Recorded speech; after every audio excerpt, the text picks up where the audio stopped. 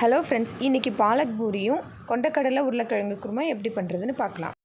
பூரிக்கு மாவு பிசைஞ்சு வச்சுருவோம். அதுக்கு ஃபஸ்ட்டு வந்து பாலக்கீரையை நம்ம வேக வச்சு ஒரு மிக்ஸி ஜாரில் போட்டு நல்லா பேஸ்ட்டாக அரைச்சி எடுத்துக்கலாம். தேவையான அளவு கோதுமை மாவு ஆட் பண்ணிவிட்டு கூடவே கொஞ்சமாக உப்பு, நம்ம அரைச்சி வச்சுருக்க விழுதை ஆட் பண்ணி மாவு நல்லா பிசைஞ்சு பூரி மாவு பதத்துக்கு ஒரு 1/2 ஹவருக்கு நம்ம நல்லா ஊற வச்சு வச்சிடலாம். ஒரு வானலில் கொஞ்சமாக ஆயில் ஆட் பண்ணிவிட்டு மசாலா பொருட்கள் போட்டுடலாம். அது கூடவே ஒரு பெரிய வெங்காயத்தை பொடியாக கட் பண்ணி நல்லா வதக்கிக்கலாம். ஒரு பெரிய வெங்காயத்தை நம்ம பேஸ்ட்டாக அரைச்சி அதையும் ஆட் பண்ணி இந்த வெங்காயத்தோட பச்சை வாசனை போகிற வரைக்கும் வதக்கிட்டு இஞ்சி பூண்டு பேஸ்ட்டையும் போட்டு நல்லா வந்து மிக்ஸ் பண்ணிக்கலாம். அடுத்தது ஒரு தக்காளியை நான் நல்லா வந்து அரைச்சி பியூரியாக வச்சுருக்கேன், அதையும் ஆட் பண்ணிக்கலாம். ஒரு மிக்ஸி ஜாரில் 4-5 பத்து தேங்காய் ஆட் பண்ணிவிட்டு ஒரு கை அளவுக்கு கொண்டக்கடலை ஆட் பண்ணி இதை நல்லா வந்து பேஸ்ட்டாக நம்ம அரைச்சி எடுத்துக்கலாம்.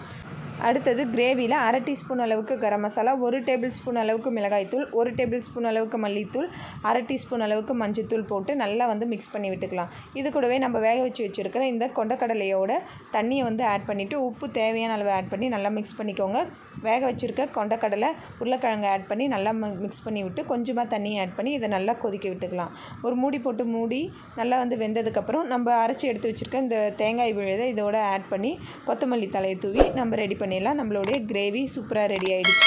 பூரியெல்லாம் உருண்டை போட்டு வச்சதுக்கப்புறம் ஒரு 1/2 ஹவருக்கு அப்புறம் பூரியை வந்து நம்ம நல்லா நகர்த்திட்டு இது மாதிரி ரொம்பவும் மெலிசாக இருக்கக்கூடாது, ரொம்பவும் மொத்தமாக இருக்கக்கூடாது. பூரி மாவு நல்ல சூடான எண்ணெயில் நம்ம பூரி போட்டு பொரிச்சு எடுத்துடலாம். சூப்பரான சாஃப்டான டேஸ்டியான ஹெல்த்தியான பாலக் பூரி உருளைக்கிழங்கு கொண்டக்கடலை குருமா ரெடி ஆகிடுச்சு. இந்த வீடியோ உங்களுக்கு பிடிச்சுன்னா எங்கள் யூடியூப் சேனல் சப்ஸ்கிரைப் பண்ணிக்கோங்க. இந்த வீடியோவுக்கு லைக் பண்ணுங்கள், உங்கள் ஃப்ரெண்ட்ஸுக்கு ஷேர் பண்ணுங்கள். தேங்க்யூ.